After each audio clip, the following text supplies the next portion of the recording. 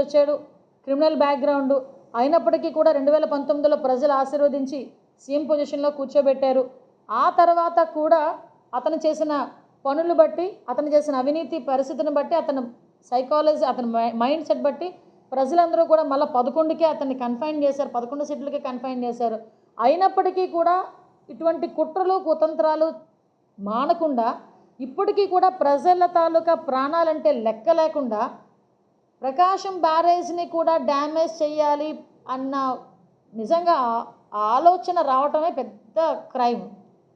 అటువంటి వాడిని నిజంగా దేశద్రోహం కేసు కింద ముందు కేసు ఫైల్ చేయాల్సింది జగన్మోహన్ రెడ్డి మీద. ఎవరైతే వీళ్ళు ఉన్నారో, ఈ బోట్ ఓనర్స్ ఉన్నారో వీళ్ళ మీద కూడా అటువంటి కేసులు ఫైల్ చేయాలి. ఎప్పుడో మేము వాళ్ళు అధికారంలో ఉండేటప్పుడు నాకు తెలిసి 2-3 మీద దేశద్రోహం కేసు పెట్టారు. దేనికి దేశద్రోహం కేసు పెట్టారు?